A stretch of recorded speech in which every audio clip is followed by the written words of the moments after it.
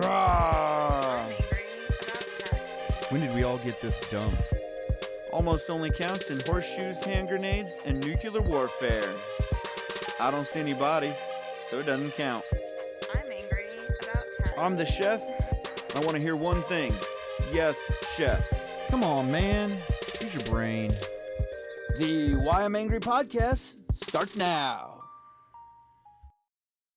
Oh, man, we're here. Hi, man, we just fought a bunch of issues with the new Facebook standards. Facebook business now wants you to two-time verification because the first time you're probably not yourself. So sorry about that. This is the chef here in the Freestyle Man Cave studio. This is the Why I'm Angry podcast, and it starts now, obviously, because we're just started and it just said that. But it's just me. I know.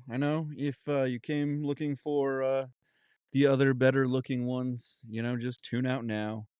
Um, if you enjoy the chef, then stick around and we'll have some fun.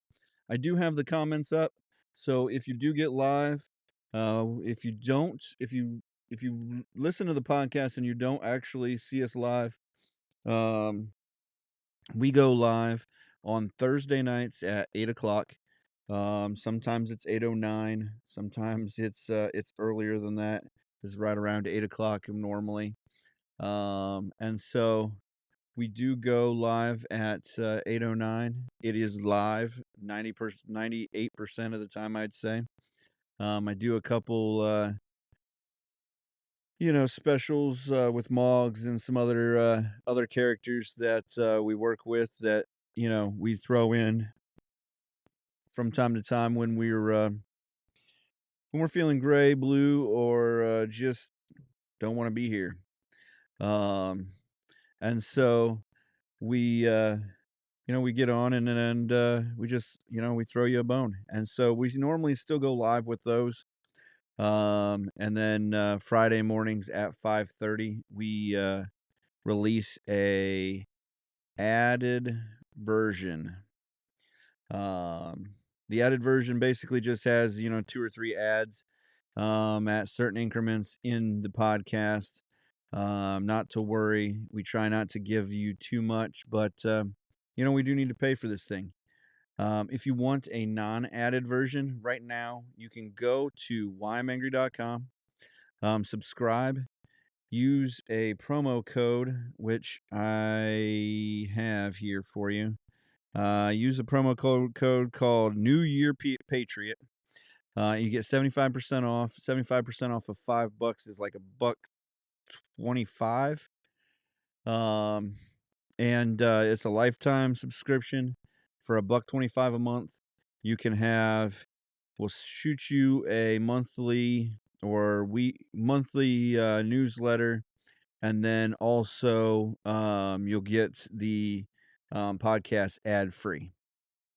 If you and then we we'll shoot you a couple sales and things like that on our merch and stuff. So just keeps you wearing our merch and helping support us and just hearing some good free thinking headlines and news, and just keeps you rolling on your week, on your day, whichever it is. Some people it takes a week or so to get through our podcast. Sometimes it's a little longer. And if you don't like it longer, then we apologize for that. But, sometimes it takes a little more time to get the news out. And we're not going to apologize for the content that we bring. I mean, other than we do apologize for offending certain groups of people that may or may not listen to our podcast now or ever, or may have listened to it one time and got offended and walked away. If we offended and you left, then you're not listening, and I'm sorry. But to all of you listening, I'm not going to apologize because we say we speak our minds, and this is our opinions, and I think that's what you came here for. So get on the whyimangry.com. If you want to see a little more of what we do write a blog. It's our podcast basically with all the articles that we go through on a nightly or a weekly basis. And so you can follow along. If you get on Apple Podcasts, Apple Podcasts is starting to do transcripts of the podcast, so you can actually read the podcast if you wanted to. I'm not sure that that's going to be a really like just exciting read, but maybe we're more exciting when you read what we say instead of what you listening to what we say. So um, I don't know. But yeah, if you get on thewhymangry.com and you want the extra stuff right now with the 75% discount that works with that also, um, you can get a lifetime subscription at our some of our angriest podcast patriots, and for about $2.50. So that gets you rolling. Um, and gets you going.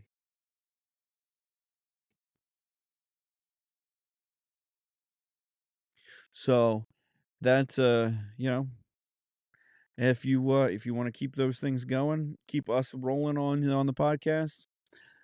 Maybe even help me get some new guys on the podcast that can get on more often and stuff like that. We're always looking for talent, and you know we got that too. So if you get on tonight, if you're listening out there in the interwebs, or you want to get on sometime, 8 o'clock on Thursday nights, and we're on Rumble, we're on X, we're on Facebook, all kinds of different sites and everything, YouTube, um, all the big fun sites, and for most of them, I can see your comments coming in. We're on Twitch. I don't have the Rumble comments come in, but we'll be working on that real shortly. So onward and upward. All right, let's get into the headlines here. There was a couple of them. There's an Alzheimer's drug being dropped. It is Abu Kanamab will be discontinued. Um, Basically, it's from the biotechnology firm Biogen. They said that they're getting their approval pulled. So, and then it will also be, further development on it is also being halted. Um, the drug's approval in 2021 drew scrutiny over claims there was little evidence it improved outcomes of patients. Marketed as Aduhem, or Duhelm. I'm not a doctor, obviously. But Aduhelm, the treatment focused on attacking misfolded amyloid proteins, tangled structures in the brain linked to neurodegeneration, and which have been implicated in the progression of the disease. Uh, clinical trials showed mixed results right off the bat, with one set finding cognitive decline was delayed by 20% over 18 months at high doses, while a second set showed that there was no significant improvements. This is what I've been telling you guys for a while, years even if you've listened from the beginning, is that any kind of medical data can be skewed. So the approval came despite 40% of the high dose patients experiencing some degree of brain swelling, which I don't know if you know this, but that's not good. With 6% leaving the study due to side effects. Separately, a federal panel of outside experts urged the FDA to reject the drug. A congressional probe ultimately concluded federal officials inappropriately fast tracked the drug. 3 officials resigned as a result of the process. So basically, Alzheimer's is terrible. You know, my grandma just actually died this year of Alzheimer's, and it it literally takes people who were seemingly healthy and just shuts them down. You know, my grandma was 90 some years old or 80 some years old or 80 late 80s when she was diagnosed with it, and she was in like super good health.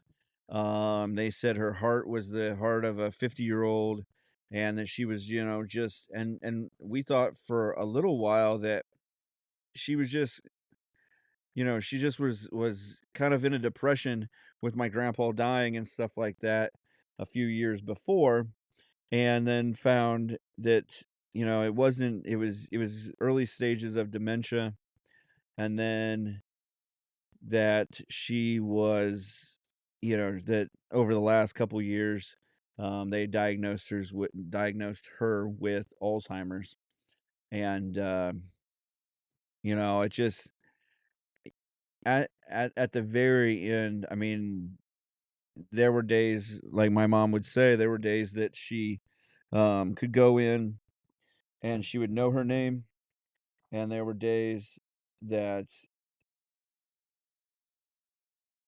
she would go in and there were, you know, that she would not, um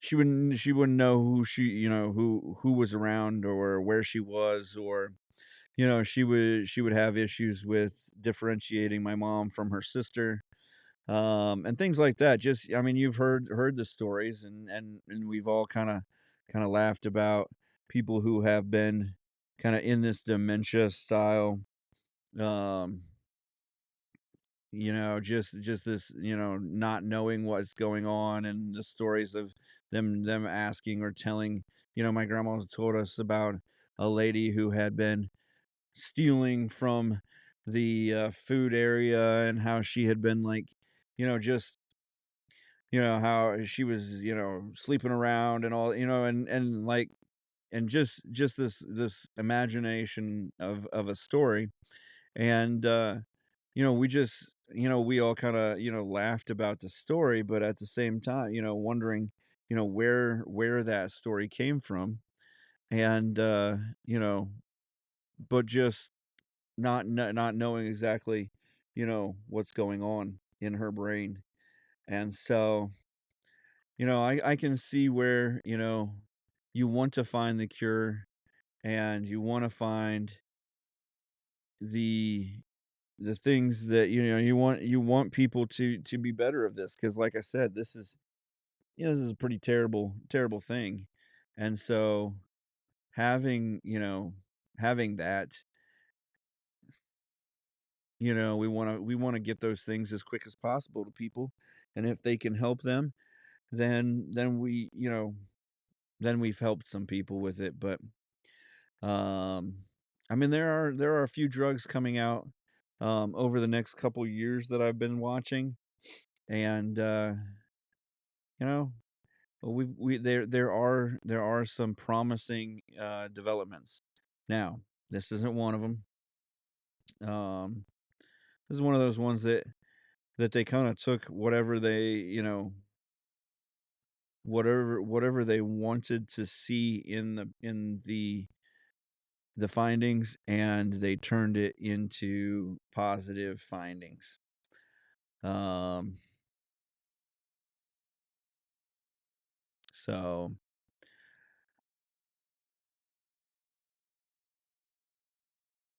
but yeah, so that it's just one of those kind of disappointing.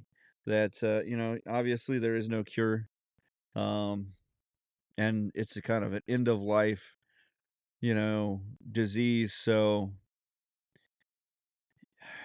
if there were a cure, hopefully that cure wouldn't take a long time to cure it, or it would be able to be caught early, so that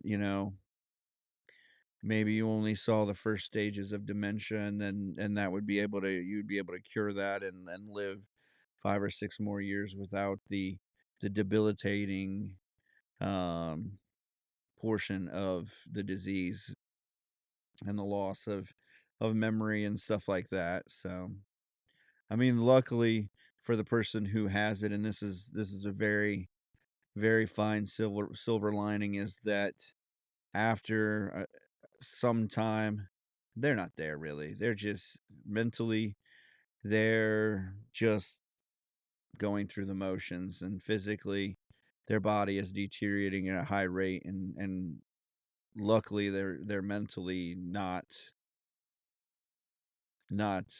knowing what's going on. So but for the rest of us, the guy that have to see that, it is something. So, Ukrainian president is quarreling with his general, his high ranking top general, Valery Zaluzny, after the general refused the president's request on Monday to step down voluntarily. He reportedly sought to have him dismissed. By yesterday evening, Zelensky had pulled back on the request after potential successors were said to have refused the job. So this is one of those where, like, you know, there are better, more qualified people out there, but they realize that this is a terrible job to be in, and we don't want this job. Yeah. So, things that he has done right. He has been credited with mobilizing the military ahead of the Russia full-scale invasion in February of 2022. The two clashed publicly in November over divergent descriptions of last year's stalled counteroffensive, and then reportedly disagreed Monday over the possibility of a new mass mobilization in Ukraine.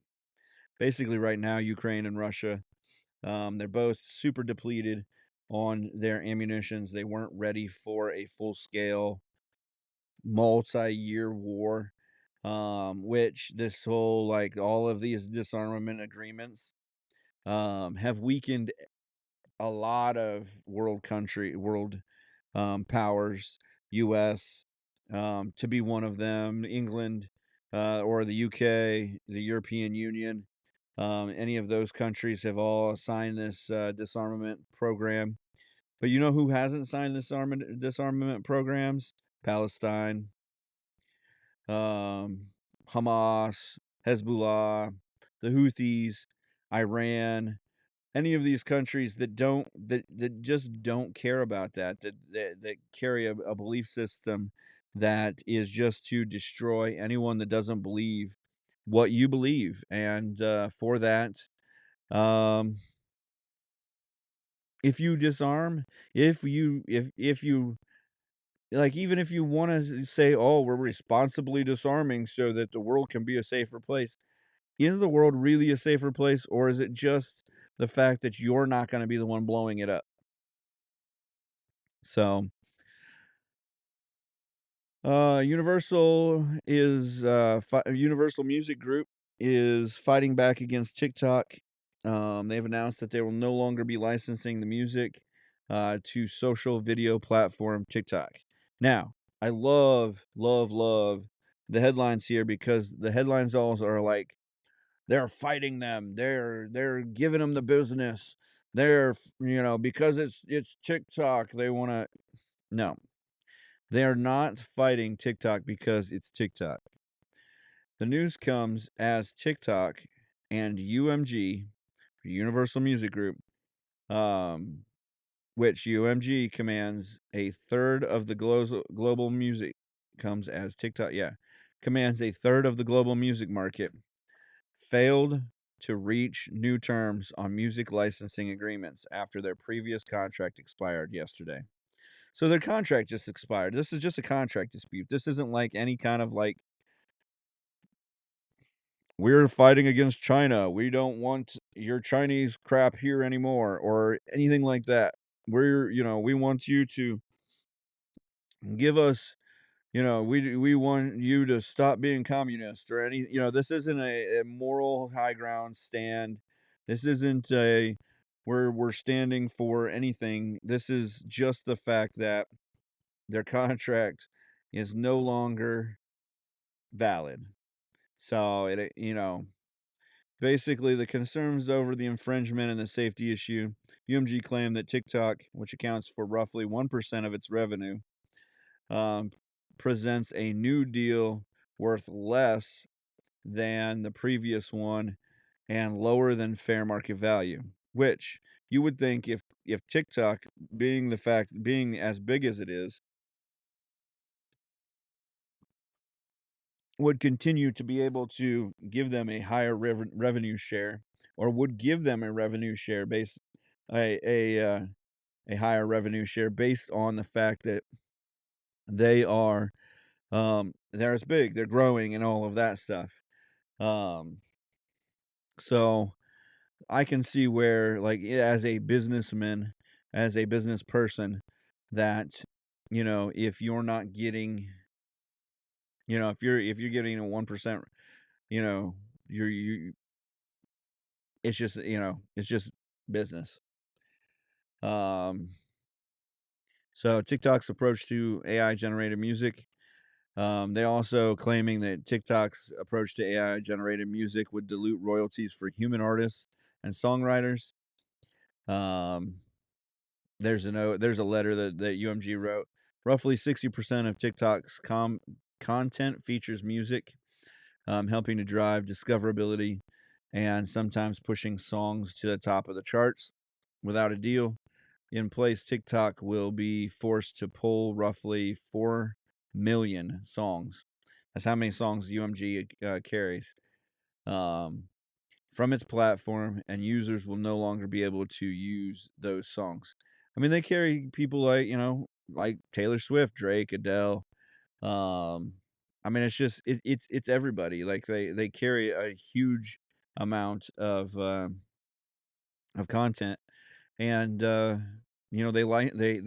carry the licensing for it. So basically, if we played music on here, we would have to carry the licensing. Now, the music we play in the intro and everything, I actually mixed, so I don't have to carry a licensing for it. I don't have to carry royalty. I don't get any royalties for it because we're the only ones that play it, and I haven't released it, you know, but beyond that, that's where we're at on it. So basically, it's not, they keep saying, oh, it's Universal versus TikTok. It's Universal Music Group is threatening to pull, or is pulling there's no longer licensed. It's just the fact that the contract is up. No big deal. They're gonna come back with contracts. So, um, couple things I saw. Let me get over here to another page I've got. I don't know if you've followed any of this. Fannie Willis is under fire a second time, or a third or fourth, again. Basically, Fannie Willis is the let's see, make sure I get this right.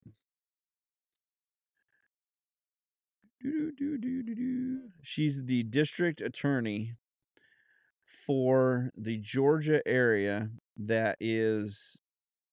She's the prosecutor that has gone against former President Trump in Fulton County District. Um, and now, I mean, this is the deal. This is the thing you've got to think about. If you're going to go against somebody that has means, whether it's the fact that they have means, as in they have their own means, or they have a group like the Republican Party or something like that. If you're gonna levy some sort of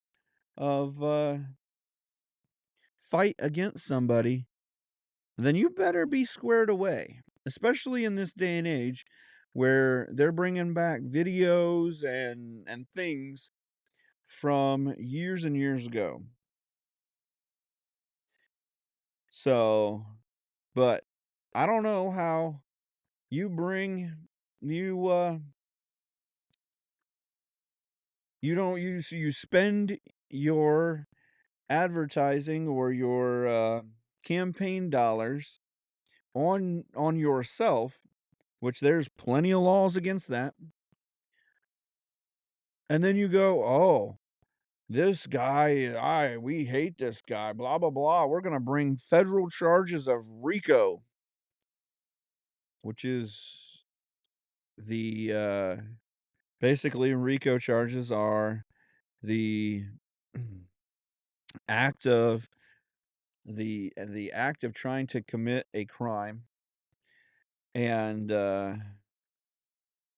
basically they put them in place so that the head bosses could get arrested. They were having troubles arresting mob bosses because they didn't have they didn't do the things themselves.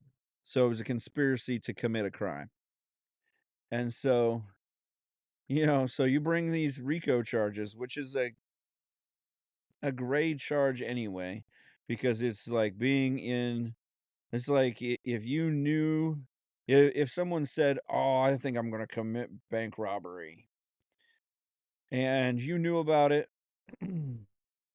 but obviously you didn't plan it with them or anything, then they could bring you up on an accessory charge. Well, this would be like they brought you up on RICO. You're now part of the conspiracy to commit a crime.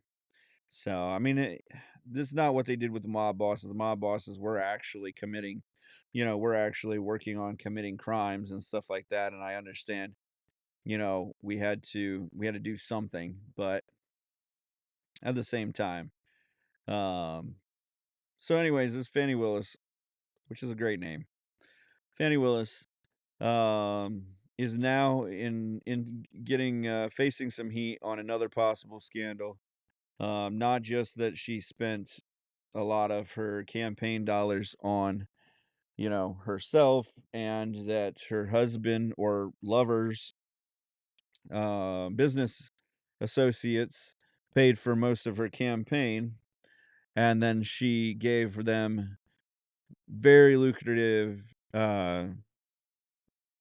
contracts afterwards, or got them very lucrative contracts afterwards.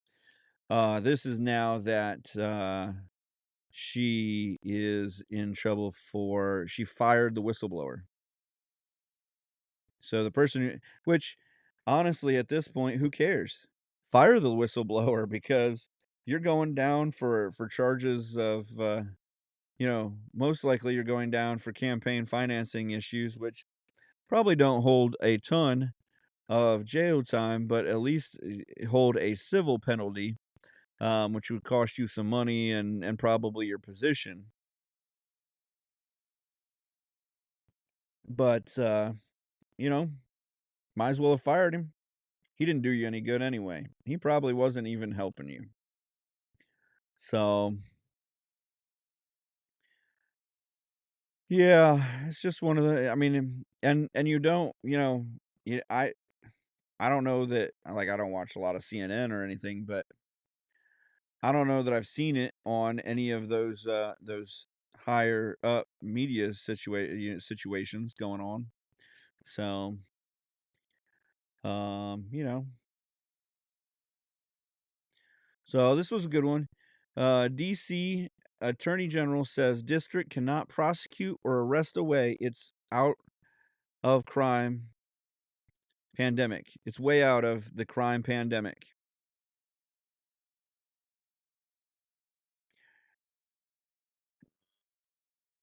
What? You can't prosecute and arrest your way out of a crime pandemic? You mean you can't hold people accountable enough to get to stop crime from happening? If you can't hold people accountable enough to stop crime from happening, what makes you think that you can create more laws and legislate yourself out of a crime pandemic? I mean, what what makes you think that then you can stop crime at all? You can't. There is always going to be people who want to create crimes, who want to commit crimes. And so, yeah, you know, but an epidemic or a pandemic of crimes, obviously if you actually, prosecuted the laws and you showed people that they shouldn't be committing crimes in your town, that it was, that they were going to pay a price. But DC is, they're if you had a gun crime, you're getting out. If you were on drugs, you're getting out. You're they I mean they're not hard on crime. They're not prosecuting their way out. They're not arresting people. It's not like they're, it's not like Alabama where they had an execution or had a scheduled execution.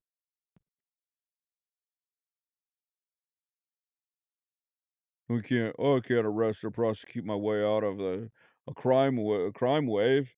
You just I can't arrest enough people to stop the crimes. Well, you're not going to arrest everybody, but you're going to deter crimes by having a strong, criminal justice system. If your criminal justice system is is hard on crime and those people know that they're going to be punished to the full letter of the law, then yeah, people are going to then step back.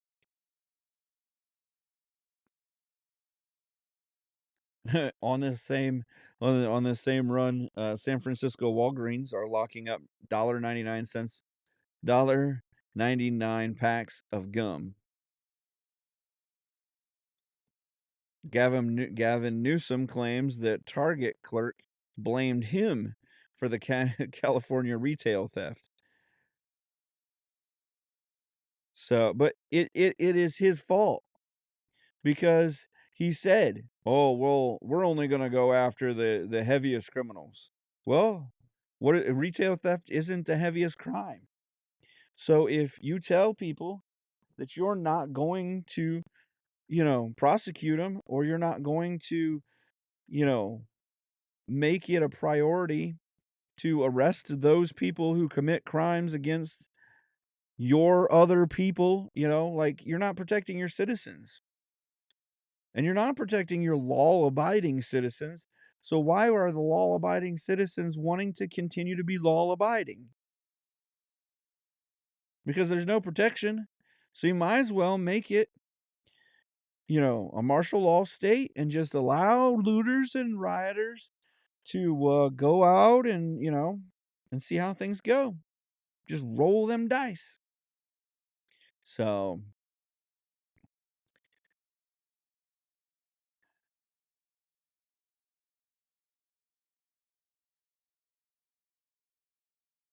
so there was a couple others. The Baltimore Orioles are being sold to investor group led by Carlyle's group or Carlyle Group's co-founder David Rubenstein. The sale is going to be around $1.7 billion, which seems like a lot, but not. I guess at one point I had heard, and this was like 10, 15 years ago, that the Cubs were worth about 650 million. I would think now that they've got to be worth well over $1 billion after their World Series and that and the history that they have and stuff like that. I would say they got to be somewhere around maybe the 2 or 3 billion dollar mark. But it is crazy to see like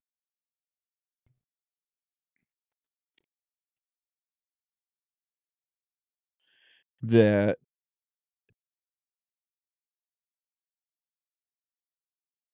to see how expensive a club is and how much they're going like I'm looking up right now the most expensive sports teams.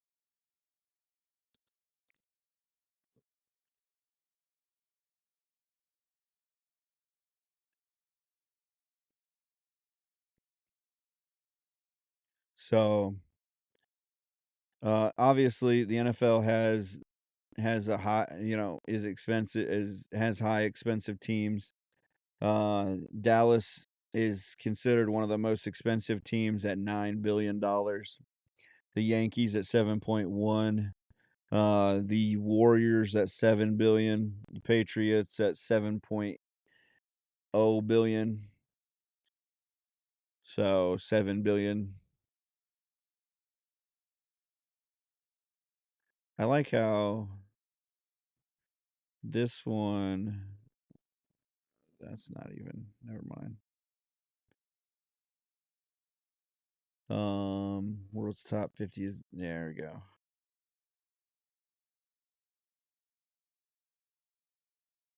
All right, here it is.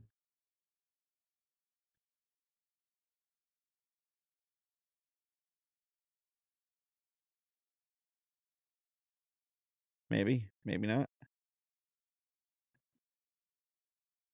So,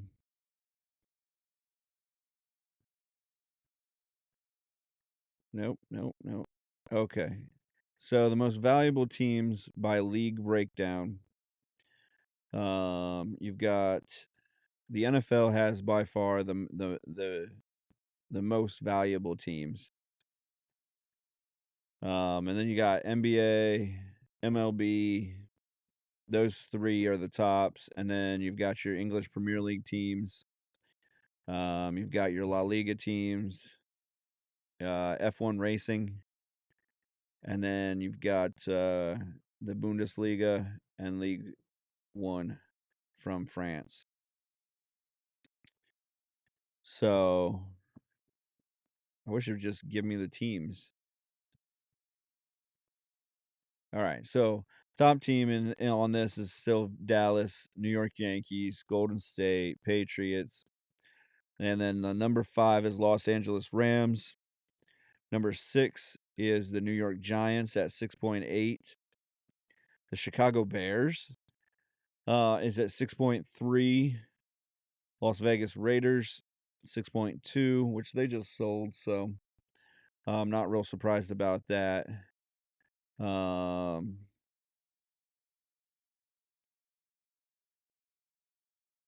yeah, they actually, when they were purchased in 1966, were 188,000. Yeah. The New York Jets tied with the New York Knicks at 6.1. Real Madrid is the first soccer team, which is surprising to me that some of these soccer and football teams aren't a lot higher. Because you'd think like your Manchester United or Manchester City, Manchester United franchises, they have multiple teams around the world, like your Red Bulls and stuff like that. They have multiple teams around the world, um, and you would think that maybe that group would be maybe and maybe that's it is that they're just talking about franchises alone. Manchester United 6 million or $6 billion. Um, so yeah, San Francisco 49ers is 6 billion. Los Angeles Lakers 5.9. I bet that's down. because obviously it's going up with inflation and stuff like that, but they haven't been winning championships and stuff like that. I'm sure it's okay because of LeBron James is there and that, but his luster, his shine seems to have like kind of slid. Um, you know, I guess at late 30s, you've been in the league 20 million years, you're allowed to kind of slide. So, but so yeah, almost almost not on the list here, you know, your Baltimore Orioles. The sale is kind of cool because it is backed by Cal Ripken Jr., Grant Hill, former New York Mayor Michael Bloomberg. I mean, I thought he was supposed to, you know, he had, because he was a Democrat, he had signed a legally binding agreement to not profit off of things or to have money. I thought that's just what the Democrats did, is that they don't they give all their money to charity, and they get they're just so philanthropic. But you know um this is one. The Tennessee, Virginia, and Virginia Attorney Generals filed antitrust lawsuits against the NCAA over name, image, and likeness guidelines. They're basically stating that the into the name, image, likeness violations involving marketing. Um, I guess this is part of the marketing firm Spire Sports Group. Um, but that the states are seeking to do away with the name, image, likeness guidelines adopted by the NCAA, that those guidelines have been modified since their initial induction.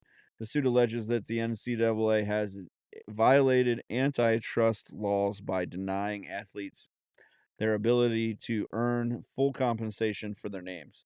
So basically, they're saying that because they pool this name, image, likeness, and they're not getting their full name, image, likeness compensation.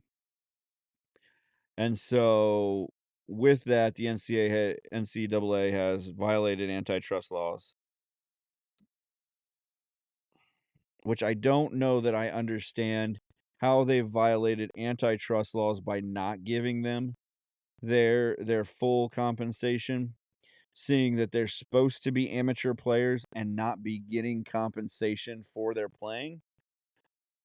Um, I mean, I understand that this isn't giving them compensation for how they play, but it's also giving them a sort of compensation for how they play, because you're not compensating a scrub off of, you're not compensating the punter from, Rice or, Appalachian State the same way you're compensating the Heisman Trophy winner, who, by the way, hasn't been doing so great. Bo Nix hasn't been doing so great in the Senior Bowl, from what I've been reading. So you're definitely not compensating everybody the same, and so I almost this is something I've wanted to talk about, and I want to talk with the group about it, really. But for now, because the group is not here, um, I'm always just going to talk about it a little bit.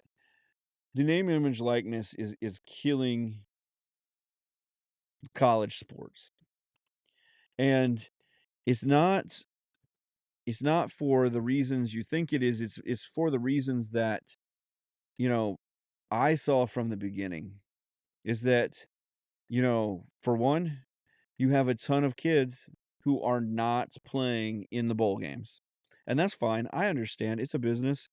And you've got millions and millions of dollars logged into this, and if you go into your bowl game and you pull a hamstring or blow a knee out, or I guess not the hamstring as much as blow a knee out, or just straight, I don't know, get in, blow out an arm or an elbow or break your leg off or so, I don't know, something, and you no longer can play, then you've wasted. Then you've just lost all of your potential ability. But in that same deal, should you not be able to get some sort of insurance policy? I mean, they give out insurance policies to all kinds of sports athlete. I mean, I remember when Scherzer from the Tigers was going into his last year of contracts, and he was getting ready to go into the free agency and make tons of money, and the Tigers offered him like $115 million for, I don't know, 10 years or something like that. It was a big contract back then.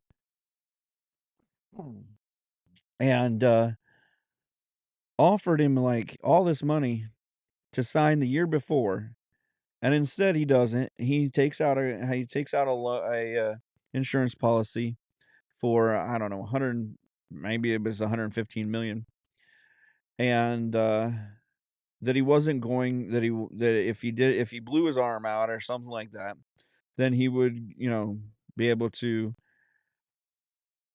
collect on his insurance policy. And so, he didn't, and he signed a giant contract the next year, but you know, part of that is and part of this, if I were a head coach of an NFL team, you're seeing the level of commitment here. They don't have, they don't have their draft pick sewn up.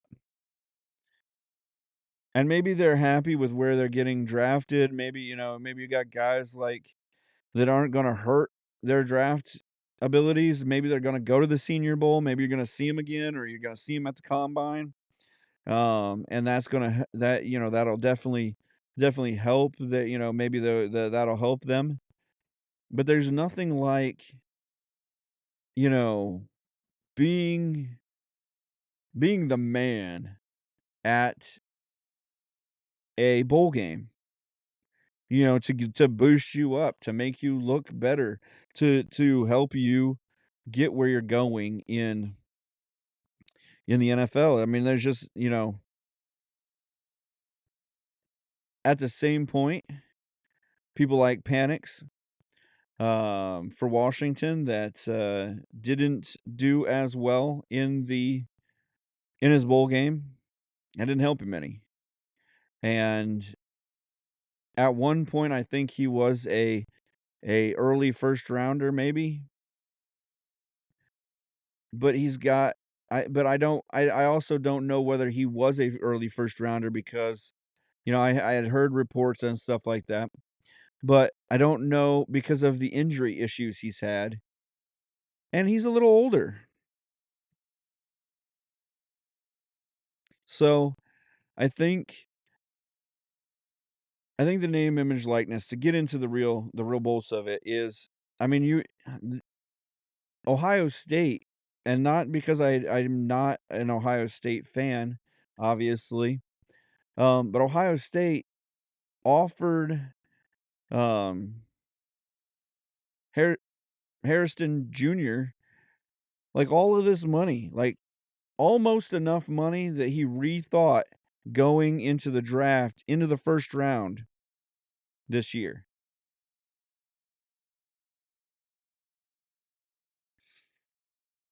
So I think I thought when they first talked about having the NIL money coming in, that they were going to pool it And it would be like if you were at a Ohio State, Michigan, Alabama, a big school, you would get so much. And they would cap it off at a certain level, and everybody at that team would get that because the money, the argument of having that money was that kids were getting a meal voucher, a place to live, and a scholarship, but they didn't have any money for clothing and just, you know, you're traveling 8 or 6 or 5 or so many weeks throughout the season, and then if you go into bowls and stuff like that and you travel for and so you didn't have the extra money to do things, and not that, it wasn't really that they didn't have the money to live off of. It was just that they didn't have the extra money, all for the weekend money, for the weekend, things for the year for the time that they're not in school for food and things of that nature. They didn't have all of the extra. And so I thought that this could be a good way to cover some of the costs of the things that aren't allowed to cover at the school. Like they couldn't give you a car. Well, now you're making some money. You could have a car. Maybe it wasn't that you could have a Ferrari. Maybe it was that you would have to buy it. You'd be driving around in a Civic or something like that, or an older Mercedes, or something. But you know, not that they're giving you $1.1 million to play for a year. I mean, yeah, it is fairly ridiculous. And so, you know, really what they need to and I thought, all right, so a big school gets this much. All of the extra money trickles down to the smaller schools who can also pay some for their players. And so when they get in these games like NCAA football on EA Sports or whatever, which I'm super anticipating, which I'd love to play. Um, then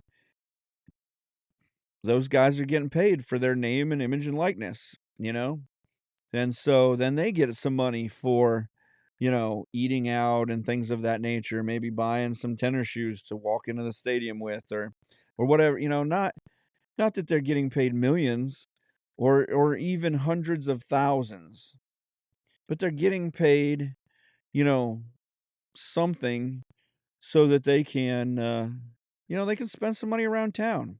Nobody wants to just like, and I'm not oblivious to the fact that, there's always people that are giving you something for you being there, or that are giving you, free meals or free whatever. You're at the bar and your buddies are buying all the alcohol, or some alumni is paying for whatever, even though that's super illegal for the alumni to take care of players and stuff like that. But the name, image, likeness needs to be changed, because otherwise, right now, name, image, likeness money is not name, image, likeness money. It's recruiting bucks. That's what it is. It's recruiting dollars. It's it's how you get a kid to go from one school to another school.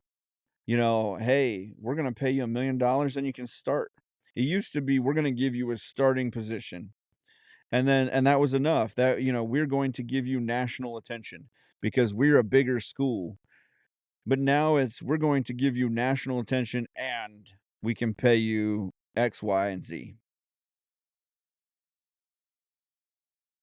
And I understand, like, the money you get for being national champion, or you get for being, in the playoff, or, the advertising. dollars that you can generate and things of that nature for being that school, the ability to recruit, more students and expand your school out and things of that nature. Um, I mean, it's hard to pass up. It's hard to look away from. And so I understand doing, that you want to do anything it takes. But this is the question I never hear on Sports Center or any of those other talking head, channels or shows is what are we teaching these young men or women, you know, that are coming out of college with millions and millions of dollars just right in their lap? I was told that coming out of college, I could make, you know, upwards of $100,000 a year, $150,000 a year as a chef. And that was 20 years ago without inflation and all of that.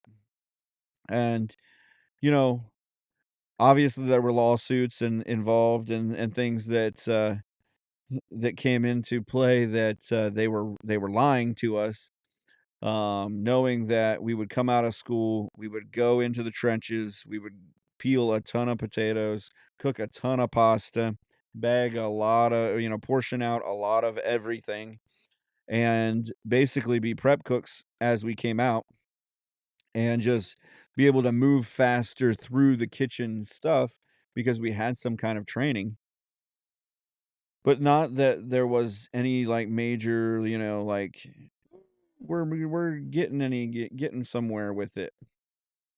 Or we're ahead of the curve, you know, we're gonna make 100,000 right now. I mean, they were charging us, luckily I got through a little earlier and, as I was getting out, they were starting to charge kids anywhere from 50 to 75,000 for 2 years in culinary school, which you weren't gonna get to pay off for 10 years, or more, depending on, where you went or how much you made or, whether you got it, you got into, the higher class you went into I mean, even if you go and you cook in, these fine dining restaurants, you're still, you know, there's still a level that they can only charge so much over the cost of food. They can only charge so much over the cost of labor. And you're still running, $100 plate still costs $50 with the labor you charge for the person, things like that. You can only run so many covers and you know, you still got to keep the lights on a high value property.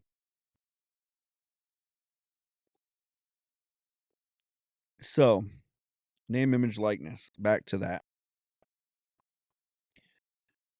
With paying so much, the the rich are going to get richer and the poor are going to get poorer. Unless you cut it off across the board and you teach these kids that you're playing for, we're going to take care of you, but you're playing for the chance, the opportunity to play on Sundays in the NFL, the pride of that and some of that kind of thing.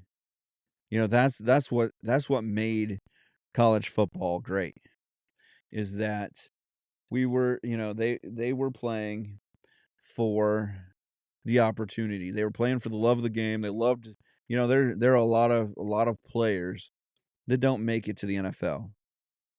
You know, I would say 85% of the guys that you see on TV are not making it to the NFL. You can think about it this way. There were 60 odd, 70 odd people on the sideline for Michigan, and they're going to draft 16, 17 maybe, and then they have seniors that didn't get to play or weren't, starters or weren't influential people on the field, and so they're going to graduate with their business degrees or their poli-sci degrees or whatever, and they're going to go on to do whatever they do. And so with that, they played for the love of the game. They loved the game, they played it, and this is, that bowl game is their Super Bowl. For that very, very small group, 256 kids are getting drafted each year. That's it. Out of the hundreds of thousands, I mean, if you've got 100 teams and you got 100 kids or 50 kids on each of those teams, do the math. 5,000 kids right there. That only 250 of them, 260, are going to go straight to the NFL. And those guys aren't guaranteed contracts. They may, the last few, not too many Brock Purdy's out there. So name, image, likeness really needs to be revamped to continue a more vital role in college football. Otherwise, it might as well be NCAA basketball, where you either play a year there or you leave. Or now I don't know, I don't remember the rules if now you have to play 2 years and then you can go, or you just skip it all together. I mean, LeBron James, some of your guys like that, just skip it all together, Kobe Bryant's, and just go straight to the NBA. And there's no reason to go to college. I mean, other than to actually get an education. And a lot of these kids that were in football or that are in sports, they're getting paid. They're getting an education. And yes, they're making those colleges a ton of money. And so, yes, they should be getting something. But just think about it a little bit. What really are we teaching them? So,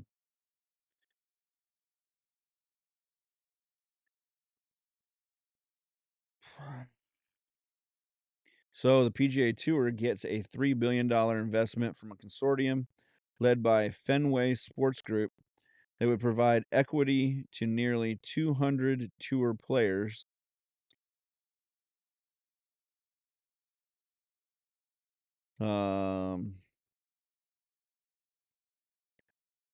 It would give players access to more than 1.5 billion as equity owners in the new PGA Tour enterprise.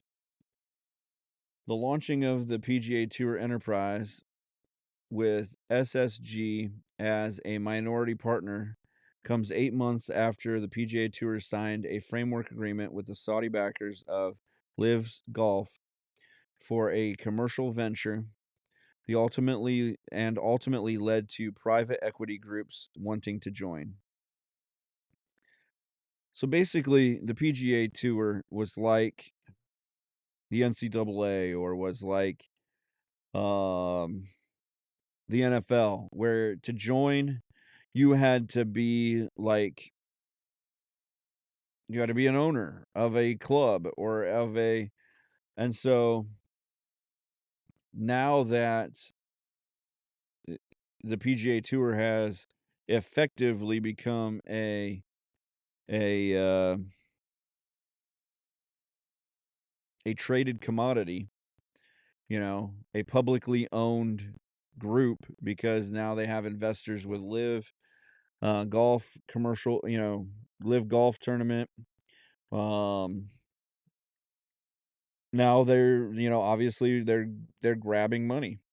And so the nice thing about, or the good-ish thing about strategic sports groups, or your Fenway group, that it dilutes a little bit the money the power that Liv has over the PGA Tour. So now that also dilutes Liv's money. So now you've kind of got a laundering effect.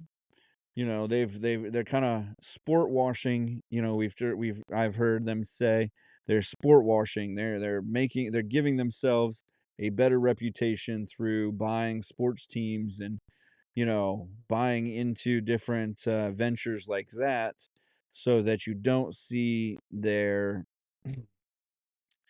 um their different issues with human rights.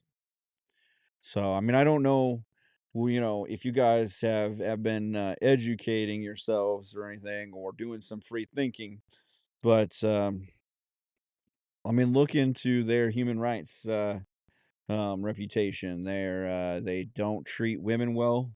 Women don't have a vote there in Saudi Arabia, and they also don't get much education.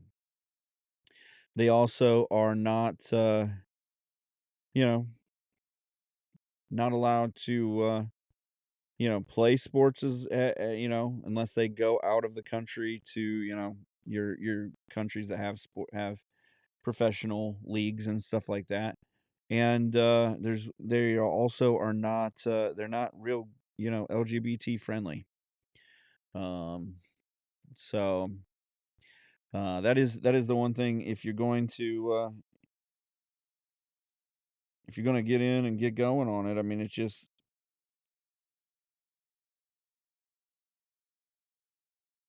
is just not, it's just, you know, it's know who you're getting in bed with. Know what's really at stake here. I mean, what is really going on? So I applaud them for taking in more members and more people. It's helping. This is going to help give players more money, and more equity in the actual tour. So instead of the players fighting to get into the tour, um, or fighting to to stay in the tour, once they get into the tour, this will help them, have more ownership into it, and continue their ability to change things in the tour, the way that they would like to innovate, and can continue the tour on. Because the PGA Tour, I don't know if you know this, but a couple years ago, even with Liv, before Liv was fighting them to be the predominant golf tournament group, um, the PGA Tour was losing money, and it was losing ground because it didn't have relevancy. At one point, Tiger Woods was the face, and because of his, I'm gonna say this, ethnic ambiguity.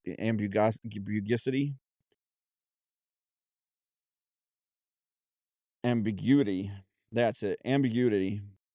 That whether he was black or he was Asian, or what he was or is, because he's still alive, he's not dead.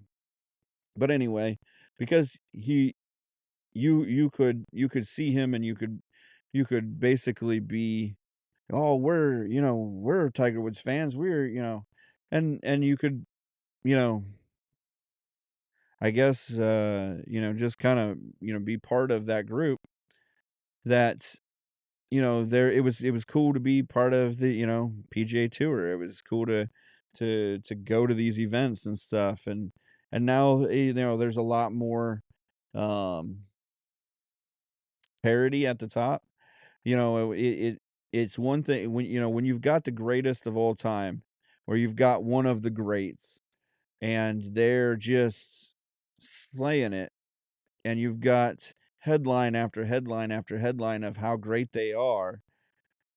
For one, you build a group that hates them for being the greatest, and they want to see him fall. And so they're hanging on every headline waiting for the fall. And you've got those fans that just love the heck out of him and are following them to the moon and back. I mean, and just watching them try to win everything and just fawning and buying all of the, whatevers. Um, so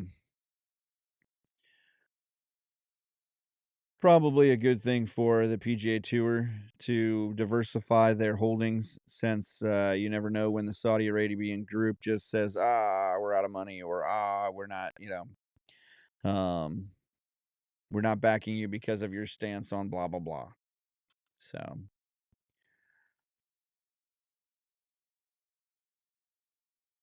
let me take a quick look across here.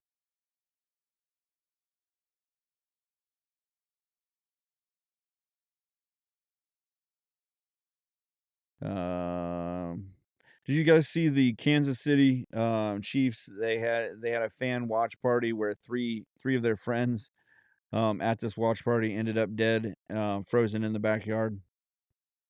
Um, if you didn't see that, then that was kind of a weird description for you. But basically, one of the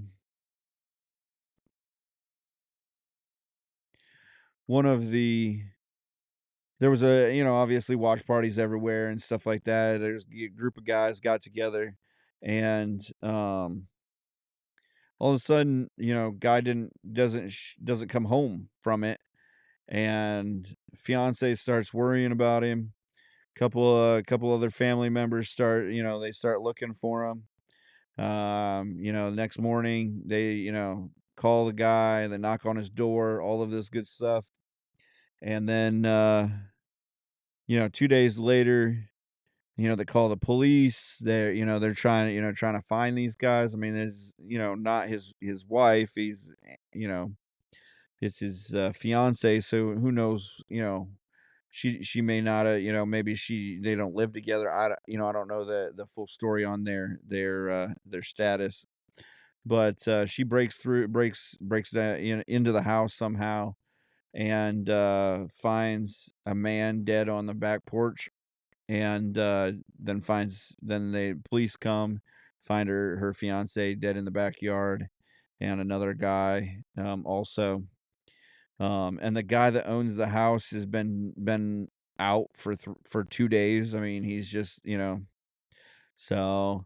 I mean, it seems super like suspect. The family's saying that there's got to be, oh, they saw something, and so they had to get rid of him, and so they killed him in the backyard or whatever, and the police are there, doctors and coroners and stuff like that are saying, it all looks like it's just that they froze in the backyard. That I don't, it was cold that day, and it sounds like there were drugs involved in the evening, and that unfortunately they left after the party and didn't go very far. Um, just a weird set of circumstances. Um, so study shows that the ancient humans migrated to North Europe as early as 45,000 years ago.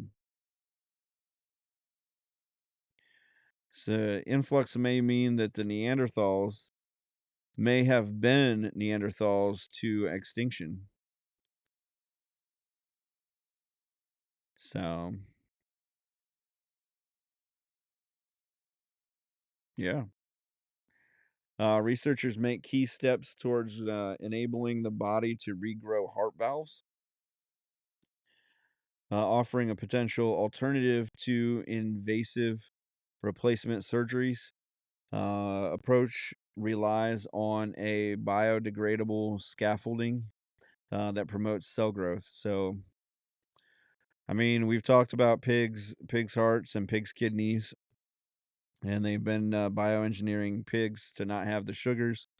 Um, they're not doing a real great job. I mean, people are living 6 and 7 weeks, 6 months maybe, 2 or 3 months. Cadavers was alive for a little bit, um, or a vegetative state. Um, so I mean, if you could grow it in your body, that would be more natural, I guess. But yeah, science is great.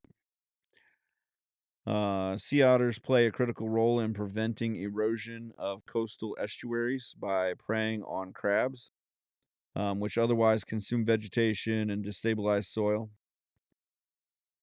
Findings underscore a complete complex relationship with various ecosystems. I mean, did we not learn this in in in fifth grade or fourth grade science that that we live in an ecosystem, which is basically a big bubble where everything in that bubble affects something in that bubble, like any kind of animal. I mean, have we not learned that by in introducing coyotes into the wild, into areas where they are not supposed to be? Um, I mean, come on, this like we didn't know this like years ago that the otters were preventing coastal estuaries from eroding because of they prey on certain animals, and that animal they preys on the grass, and this grass, the lions eat the antelopes then you know become the grass, and then the lions die and the antelopes eat the grass, and then the lions eat the antelopes. I mean, come on. It's the circle of life. It's the wheel of fortune. So let me look around. Let's see if I've got anything else to cover, and then I've got a couple Florida men for you. And ooh,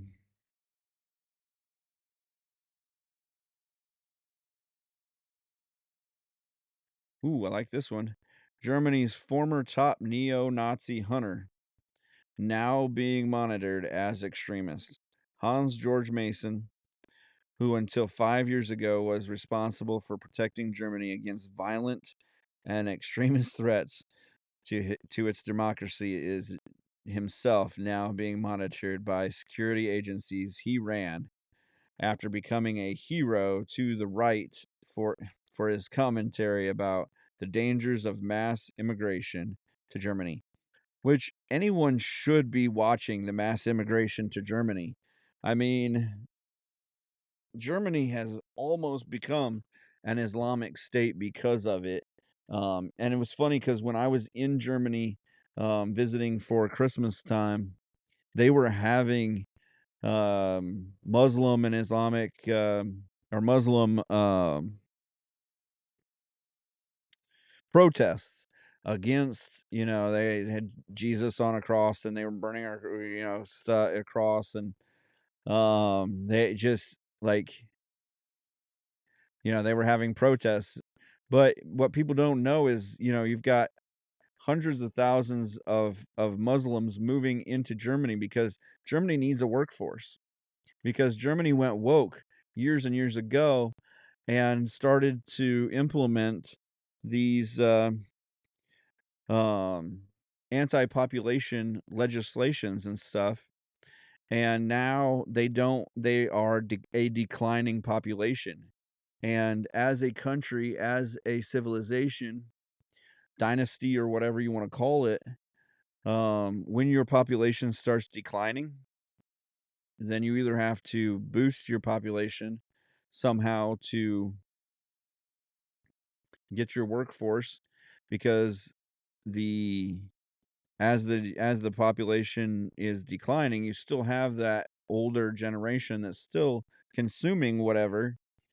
Um, Even though you've got less young ones, You still have the older ones going through that are consuming and that are at a rate leaving the workforce. So yeah, people should freaking be watching because you know there are a lot of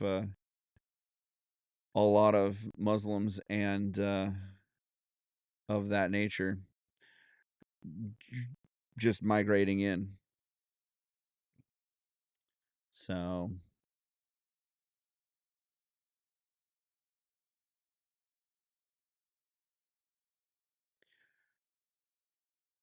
all right, well, let's go on to the odd news and the Florida mans. So let me move this around here a little bit. Slide this. Fire up the atomic turbines. And so there was a New Orleans man, was a thief. He stole 7 king cakes from a bakery.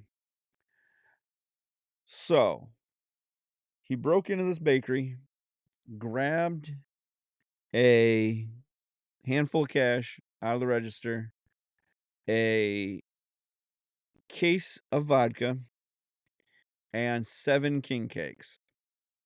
Like the whole cake. Like these were big cakes. They weren't like, but um I mean the company's been great because they've used it as an advertising ploy. Our cakes are just that good.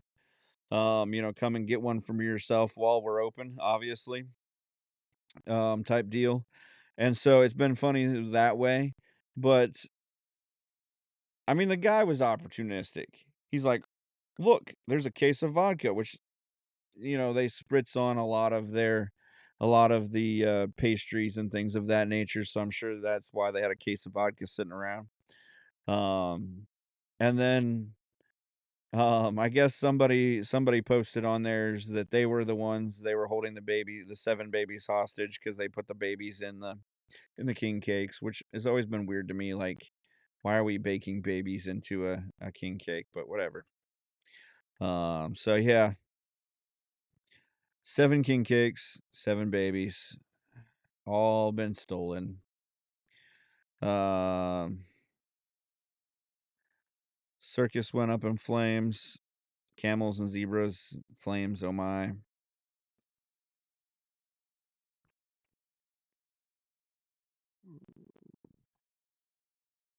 Oh, there was, I think we talked about this a couple days ago, maybe last week. YouTuber accused of topping 150 miles an hour. I think we talked about that one.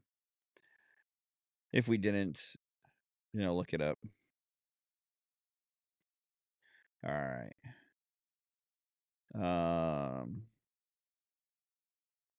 So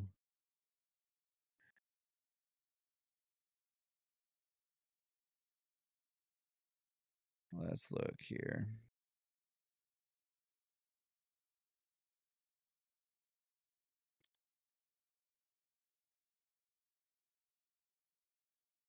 There's a zoo monkey captured after 5 days loose in Scotland. The reason he was gone for 5 days is he looked like the regular Scottish people.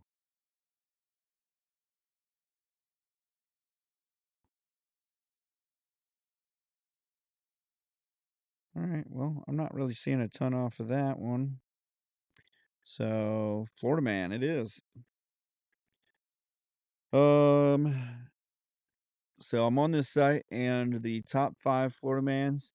Number 1 is a Florida man threatens a man. Florida man threatens man with axe, steals and crashes his car, and then is found naked hiding in a chicken coop. Why did he not have any clothes on anymore? That's the only question I have for it. Is why did he not have any clothes on anymore?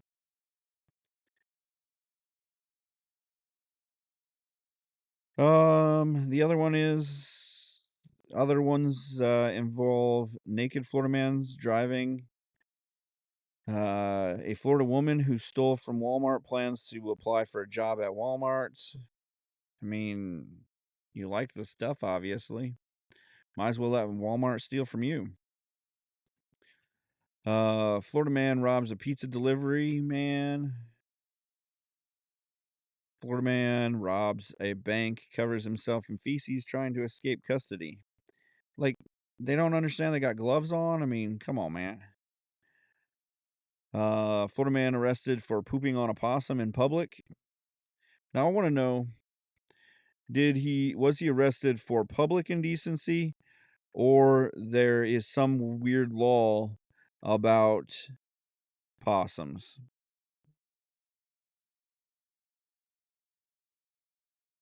So it says the police actually witnessed the 45-year-old while he was doing his business on a dead marsupial. The report also states that he did this during rush hour traffic in plain sight for everyone to see. After being detained and read his rights, he denied ever pooping on a dead possum. He even told the cops that he doesn't see straight. So, because, like, oh, I thought the possum was way over there. I was just going to poop next to a possum. The officer was forced to do some real investigation work to be sure his vision was correct.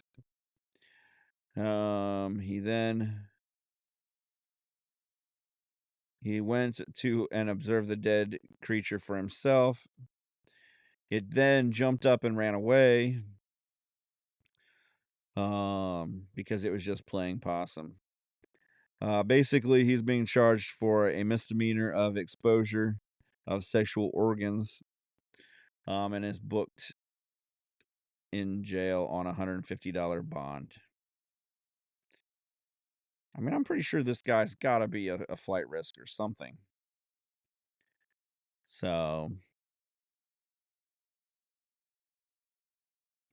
I don't know. But,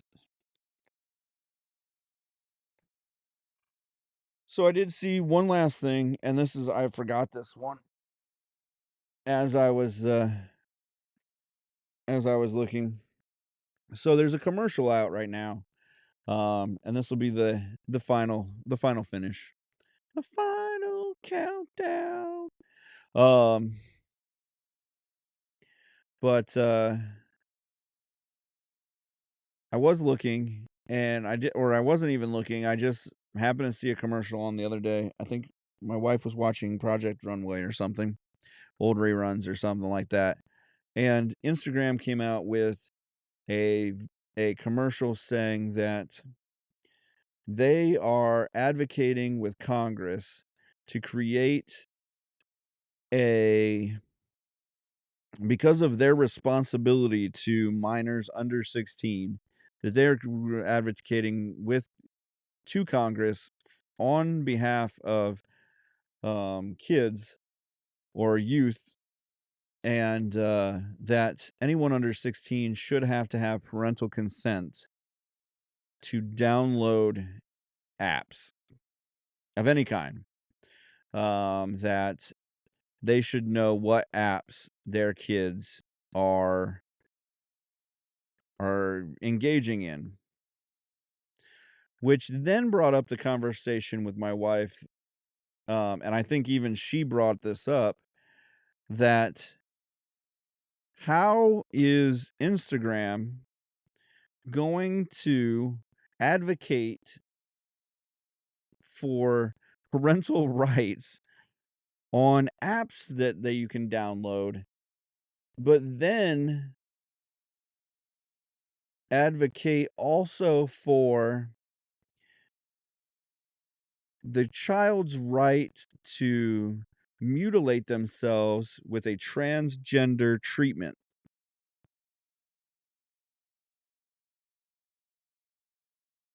without parental consent?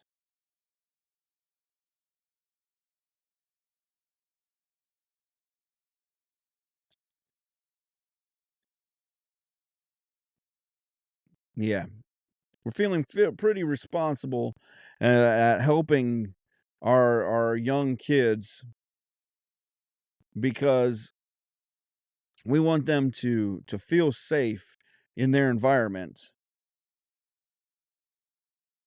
Yet something that's going to change their life forever, you parents, get out of the way. Think about this a little bit, because we just had an amendment protecting trans kids from their parents into our Constitution in Ohio.